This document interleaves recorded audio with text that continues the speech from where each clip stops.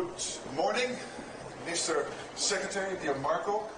A warm welcome to NATO, your first foreign ministers meeting. But before I continue, let me express my condolences about the 4 US soldiers who died during exercises in Lithuania. Our thoughts are with their family, their friends, their colleague soldiers, and we have the deepest respect for their service. I also want to highlight the work being done by the US, Lithuania, but also Poland and Estonia to work around the clock, basically to do everything to make sure that they would be recovered. But again, we are very sad about their death. Marco, I want to commend you for your tireless diplomacy over the last couple of months. You've traveled the whole world. I also want to thank you for what you did before as a senator, supporting NATO. And we will have a lot to discuss over the coming 2 days. Of course, Ukraine, as I said before, President Trump, the team, you broke the deadlock.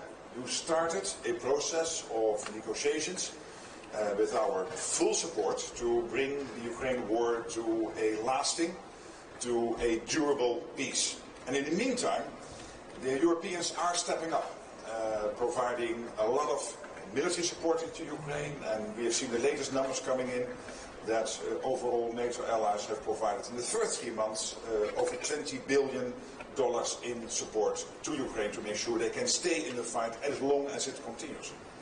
We will also discuss the other threats over the next 2 days. Of course, Russia, which is our long-term threat, but also the increasing problems we have with China, of course, North Korea, Iran, and all of these 4 are getting more and more connected, and these 2 theaters getting more and more connected and working intertwined. We know that the United States is a staunch ally in NATO. I had a very good meeting with the President, with President Trump, but that commitment comes with an expectation. And the expectation is that European allies and Canada need to spend more. Since Trump 45, the aggregate extra spending from Canada and Europe has been $700 billion up to now.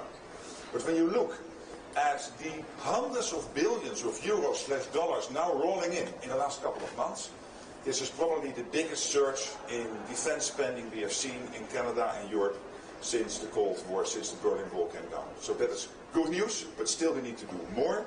And then of course we will meet with the partners from Japan, South Korea, Australia and New Zealand, also to discuss another important issue, which is defense industrial production and how we can do more with them to work together. So lots of ground to cover, but again, a warm welcome. Please. Thank you, and I'm glad you had a good meeting. I know I was out of the country while you were there, but I know you had a good meeting with the President. Thank you for your condolences with the 4 Americans who tragically lost their lives in an important training exercise. We honor them, and it also reminds us that the United States is in NATO. We're active. As we speak right now, the United States is as active in NATO as it has ever been. And some of this hysteria and hyperbole that I see in the global media and some domestic media in the United States about NATO is unwarranted.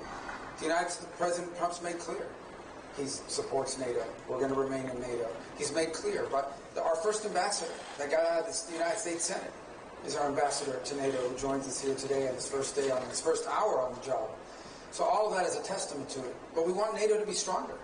We want NATO to be more viable. And the only way NATO can get stronger and more viable is if our partners, the nation states that comprise this important alliance, have more capability.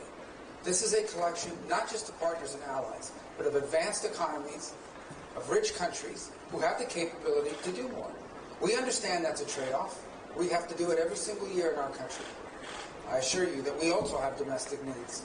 But we've prioritized defense because of the role we played in the world, and we want our partners to do the same. And I understand there's domestic politics after decades of building up vast social safety nets that maybe don't want to take away from that and invest more in national security. But the events of the last few years, our full-scale ground war in the heart of Europe is a reminder that hard power is still necessary as a deterrent. And so we do want to leave here with an understanding that we are on a pathway, a realistic pathway, to every single one of the members committing and fulfilling a promise to reach up to 5% of spending. That includes the United States will have to increase its percentage.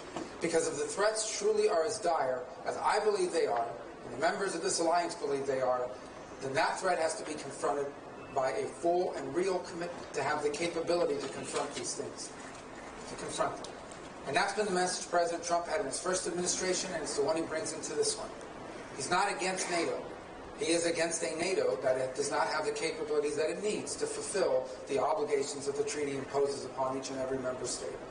And it wants our name, and no one expects that you're going to be able to do this in 1 year or two, but the pathway has to be real.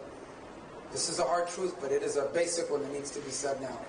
In order for us to prove, and in order for us to build the kind of NATO that has the capability to defend the territories of our nation states and deter any action that would be aggressive against any one of us. So I hope to have a chance to engage on that here today in our conversations. I'm sure we will. Of course, we're also happy to be joined by our Indo-Pacific partners, who have become great partners to the alliance, as we also see increased threats to both freedom of navigation and territorial integrity in the Indo-Pacific. So we look forward to engaging them as well in this context. And thank you for the chance to be here at my first visit. I hope it was very productive. Thank you. That's super. Thank you so much. Very much.